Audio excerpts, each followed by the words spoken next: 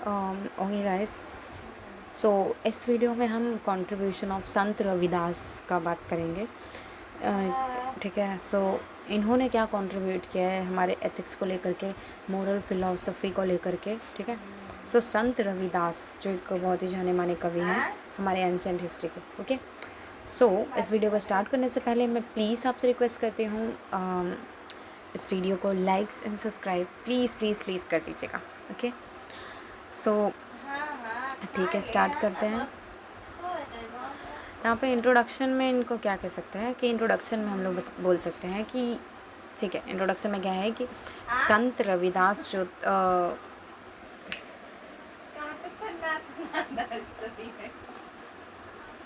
ठीक है, यहाँ पे जो संत रविदास है ना, वो live from the approximately 1450 to 1520 common era during the Bhakti movement in the north India.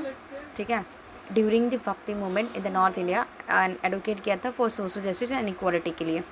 सो संत रविदास जो थे ये 1450 से लेकर 1520 तक के कॉमन एरा में ये अप्रॉक्सीमेटली रहे एंड 1450 से लेकर के 1520 तक। ठीक है। सो ड्यूरिंग भक्ति मूवमेंट नॉर्थ इंडिया में and social justice and equality की बात की। ठीक है। सो ये जो थे इनका जन्म हुआ था, he was born in the low caste family in Varanasi and he challenged the rigid caste system and promoted the idea that divine exists in every individual। ठीक है, जो मतलब दैविक शक्तियाँ होते हैं वो सबके अंदर है ऐसा। ठीक है। एंड बहुत ही लो कास्ट फैमिली में इन्होंने ये जो है ठीक है इनका बर्थ हुआ। And then he is teaching serve as a revolutionary call for human dignity. ठीक है। And universal ethics and transcend करता है सोसाइटल बैरियर्स को। सो इनका जो टीचिंग है वो कहीं ना कहीं बहुत ही एक अच्छा रेवोल्यूशनरी काइंड ऑफ है और जिसने ह्यूमन डिग्निटी को ज़्यादा ही इम्पोर्टेंस दिया है, यूनिवर्सल एथिक्स को भी दिया है एंड ट्रांसेंड करते हुए सोसाइटल बैरियर्स को। ओके। देन यहाँ पे क्या करते हैं कि बायोग्राफी एंड कल्चरल बैकग्राउंड की अगर बात करें तो यहाँ पे क्या है कि पता होना चाहिए ना इनकी बायोग्राफी एंड कल्चरल बैकग्राउंड कैसी थी।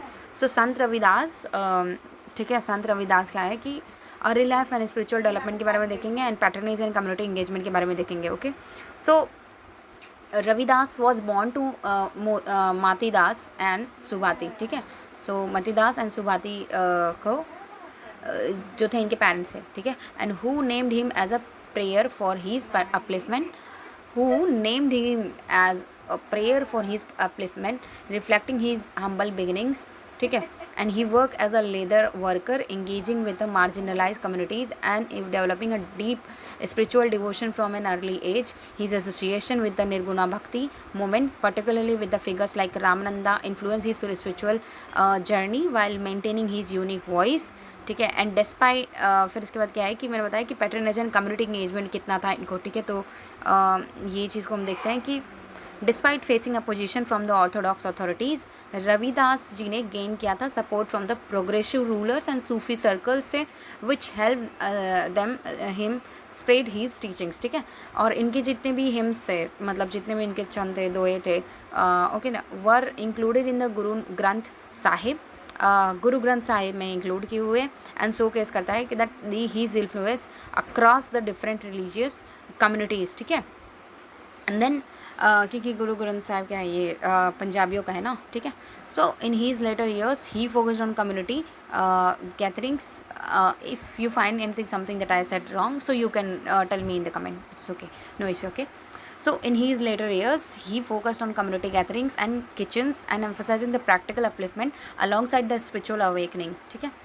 इन्होंने कम्युनिटी गैदरिंग पे फोकस किया था और किचन्स पे फोकस किया था, एम्फोसाइज किया था दैट प्रैक्टिकल अपलिफ्टमेंट होना चाहिए along side the spiritual awakening के साथ साथ community gathering and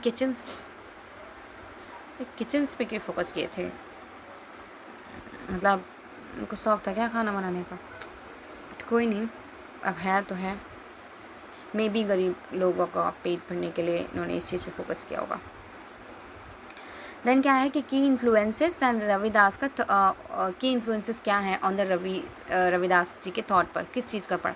so Ravidas का जो टीचिंग था ना वो रूटेड इन द निर्गुणा भक्ति, ठीक है, मतलब फॉर्मलेस गॉड के ऊपर बिलीव करते थे, and emphasize the devotion to the formless divine, rejecting idol worship, and he draw from the Jain with these philosophies advocating for the idea that caste is a human construct irrelevant to spiritual worth. Okay, सो इन्होंने क्या किया कि जैन और Buddhist philosophy से ये चीज़ समझी कि एक चीज़ समझी और उस चीज़ को एडवोकेट किया for the idea that the caste is human construct irrelevant to the spiritual worth. ये कास्ट जो है वो कोई स्पिरिचुअल चीज़ नहीं है, ठीक है, ये रेलेवेंट बस ह्यूमन ने कंस्ट्रक्ट किया इसको।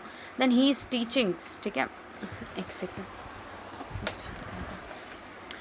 his teachings now resonated with Sufi concept, particularly the focus on the inner purity and divine love, while they articulated these ideas in a accessible vernacular, ठीक है। इनका जो टीचिंग है ना तो वो सूफ़ी कॉन्सेप्ट के से ज़्यादा मैच करता है, पर्टिकुलरली जो फोकस है ना इनर प्योरिटी पे एंड डिवाइन लव पे, एंड यहाँ तक कि ये जो है ना दीज आइडियाज़ को इन एक्सेसिबल वर्नाकुलर लैंग्वेज में भी दिखाते हैं। ओके फाइन, सो ये दिख गया कि सूफ़ी का भी इनका जो है ना सूफ़ी चीज़ें भी इनमें दिखती है, ठीक है, ज़्यादा इन्फ्लुएंस होते हैं इससे भी। देन क्या है कि फंडामेंटल प्रिंसिपल रविदास के फ़िलासफ़ी का क्या है, ठीक है।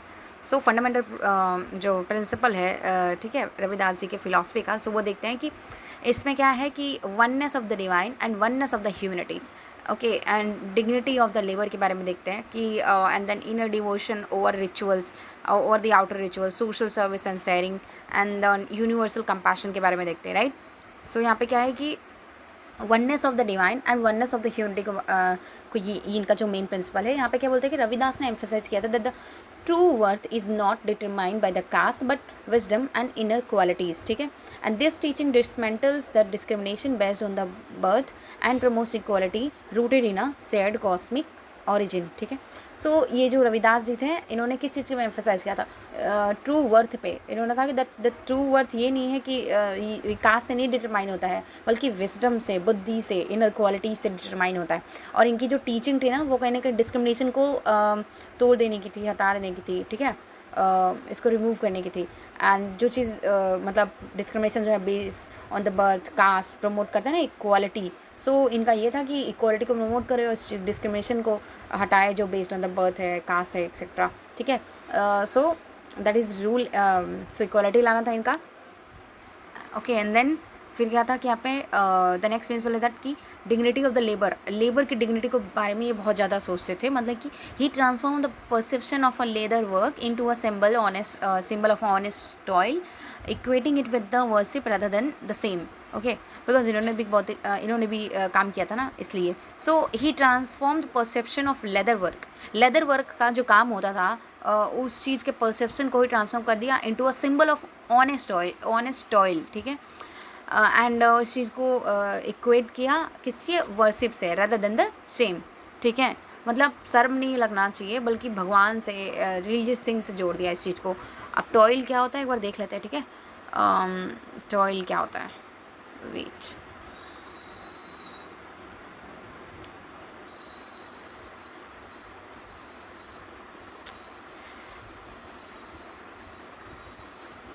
टॉयल सॉइल होता तो पता कर लीजिए।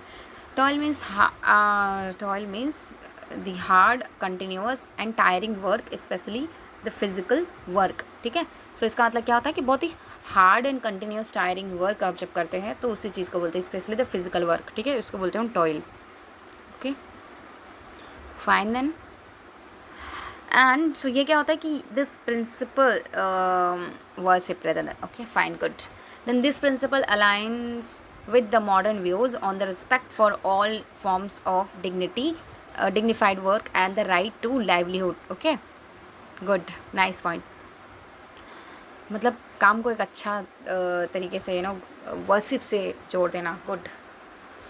Then inner devotion over the outer rituals पे, ठीक है, इसके बारे में क्या कहा है इन्होंने कि रविदास थॉट, उन्होंने सोचा कि वो सोच रहे that the true devotion is found with in. अगर आप लोगों को लगता है कि मैं बहुत ज़्यादा फास्ट बोल रही हूँ तो आप अपनी जो है ना अपने साइड से लो कर सकते हैं मेरा स्पीकिंग का पेस जो होता है, ठीक है।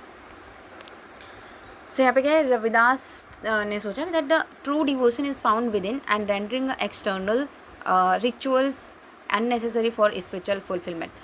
अगर हम मतलब ये जो रिचुअल्स कर्म कांड करते हैं ना, वो चीज़ें करने की ज़रूरत नहीं है स्पिरिचुअल फुलफिलमेंट के लिए, उस चीज़ को ये फालतू मान रहे थे, ठीक है, ऐसा इनको लगा, ठीक है, fine. And their perspective advocates for a shift in the policies towards the mindset changes rather than the mere procedural compliance, ठीक है। तो ये चाहते थे कि ये नहीं कि सिर्फ कंप्लायंस कर लो, बल्कि माइंड सेट चेंज करो अपना, ठीक है, डिस्क्रिमिनेशन को लेकर के सारी चीज़ें, ठीक है। एंड देन ही फिर क्या कहते हैं सोशल सर्विस शेयरिंग क्या है, इसके बारे में क्या कहते हैं दैट ही इन्होंने इंस्टीट्यूशनलाइज किया था, इंस्टीट्यूशन होता है तो इंस्टीट्यूशनलाइज किया था that practice of langar and where individuals from all caste share the meals together, ठीक है। एंड द प्रिंसिपल मतलब इन्होंने लंगर को ऑर्गेनाइज़ किया था, इंस्टीट्यूशनलाइज किया था, ठीक है। सो वहाँ पे जहाँ पे ऑल कास्ट सारे कास्ट लोगों को मील्स भोजन जो है एक साथ दिया जाता है, that is so this principle जो है embodies the spirit of community service and welfare inspiring the modern initiative like community kitchens, ठीक है। अब यहाँ पे क्या है कि यूनिवर्सल कंपैशन का मतलब क्या है यहाँ पे, अब यहाँ पे यूनिवर्सल कंपैशन का मतलब ये है इनका कि रविदास जो है बिलीव करते that the serving marginalize is akin to serving the divine. Oh my god, nice, good, ठीक है। सो मतलब आप एक बिछड़े हुए तबके को अगर आप जब मदद करते हैं, जो बहुत ही ज़रूरतमंद है, उनकी मदद करते हैं, तो it's means like that you are serving to divine, मतलब आप भगवान को सर्व कर रहे हैं, ठीक है, उनकी सेवा कर रहे हैं, ऐसा। Linking the social upliftment with the spiritual liberation, ठीक है। सो इस तरह से क्या होता था कि सोशल अपलिफ्टमेंट भी होता था और उसका कनेक्शन स्पिरिचुअल लिबरेशन से कर दिया। This teaching underlines the importance of compassionate governance, अब मतलब कंपैशनेटली गवर्नेंस कर रहे हैं, ओके। वेट, क्या हो गया,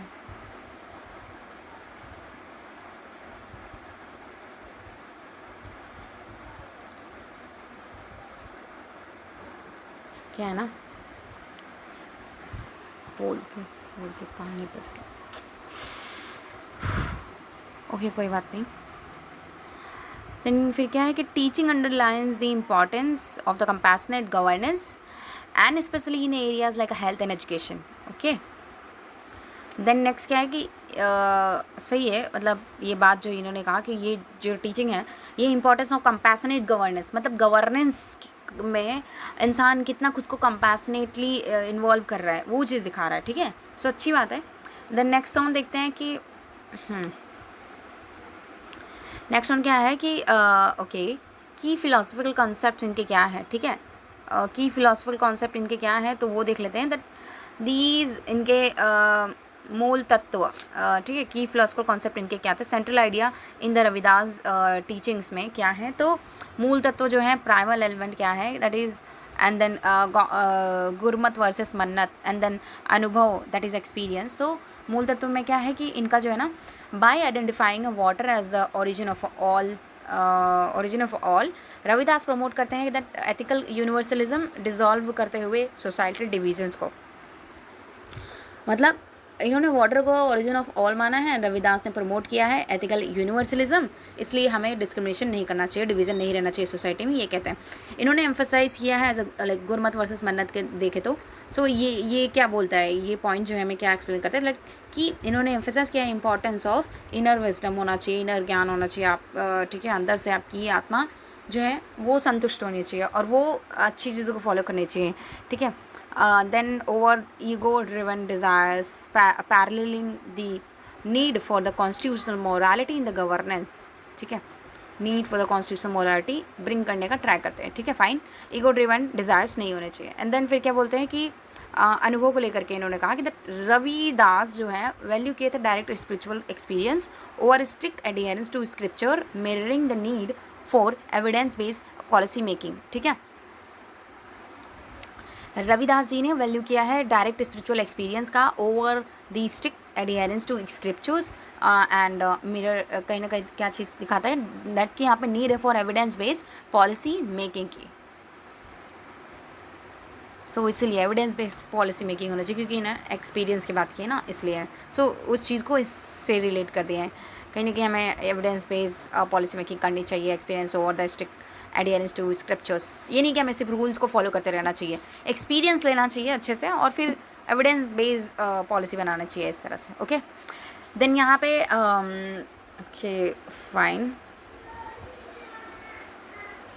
देन यहाँ पे क्या है कि इनका जो है सिग्नेचर हेम्स एंड इंटरप्रटेशन, कुछ इनके छंद एंड दोहों को देख सकते हैं, या पोएम्स पोइट्री जो इन्होंने लिखी हो, तो उस चीज़ को देखते हैं दैट जिन प्रेम के दे जो तीन होई सब सुख गवाई, जाहियम जग भीम ताहम घर ना दराई। ओके, इसका मतलब क्या है कि this him emphasizes that the love dispels grief, suggesting that the ethical leadership grounded in the compassion foster the societal trust. Okay, मतलब सोसाइटल ट्रस्ट बिल्ड कर रहा है, कंपैशन अगर कंपैशन है, ठीक है, सो वही है एथिकल लीडरशिप है, तो कंपैशन से आ रहा है वो, एथिकल लीडरशिप में अगर कंपैशन है तो सोसाइटल ट्रस्ट बिल्ड कर रहा है, इस चीज़ को ही दिखाते हैं। ओके,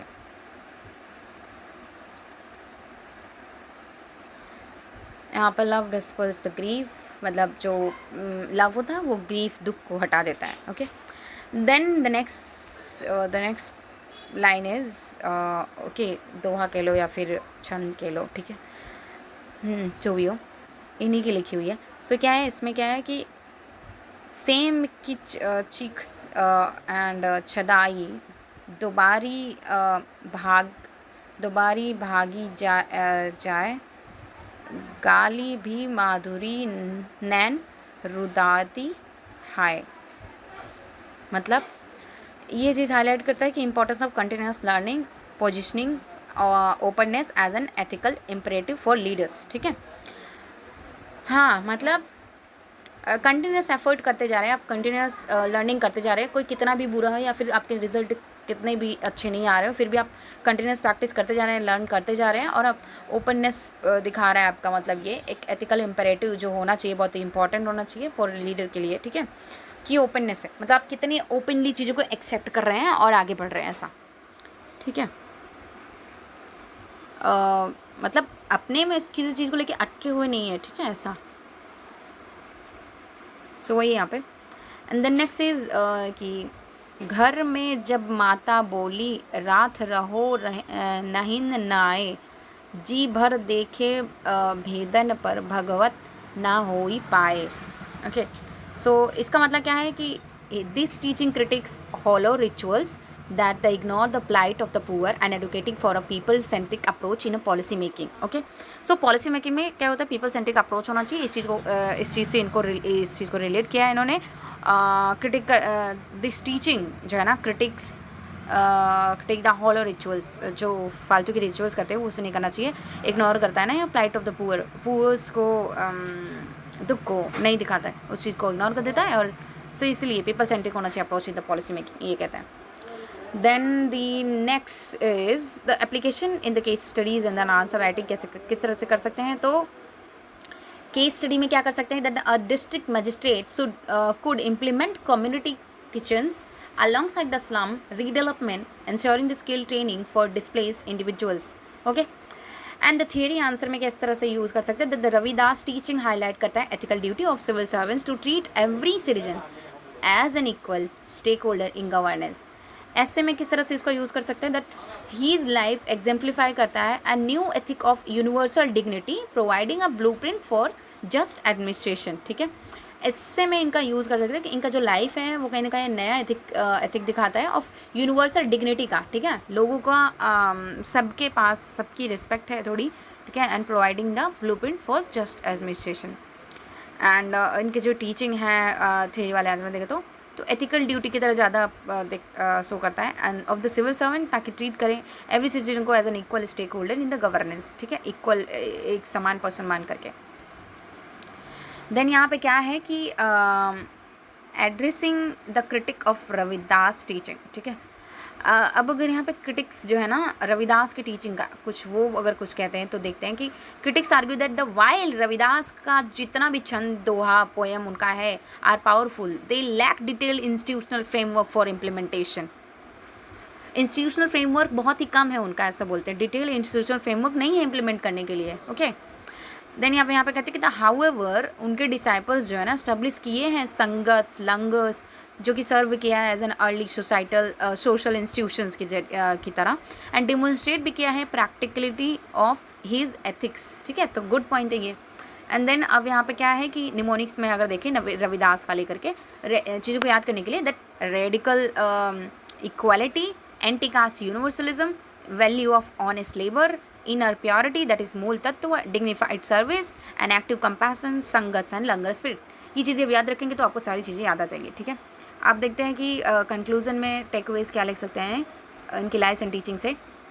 सो संत रविदास का लीगेसी जो है ना एम्फोसाइज करता है that the ethical governance begins at the margins and advocate करता है for radical equality and compassion के लिए। ठीक है, fine. And then okay fine, इसको डिलीट करते हैं। तो वही है कि संत रविदास का जो लीगेसी है, उनकी जो फिलॉसफी थी, उनके जो रूल्स थे, उनके खुद के प्रिंसिपल जो थे, वो कहने का एम्फेसाइज करता है दैट द एथिकल गवर्नेंस, अगर गवर्नेंस हो रहा है और वो एथिकल हो तो वो बिगिन होता है एट द मार्जिन, स्टार्ट से ही वो मतलब स्टार्ट हो जाना चाहिए। ठीक है, and educating for radical equality and compassion. Radical equality मतलब जो पहले इक्वालिटी नहीं है, ठीक है, अभी आ रही है, बट सर्च कर लेते हैं रेडिकल इक्वालिटी का मतलब। रेडिकल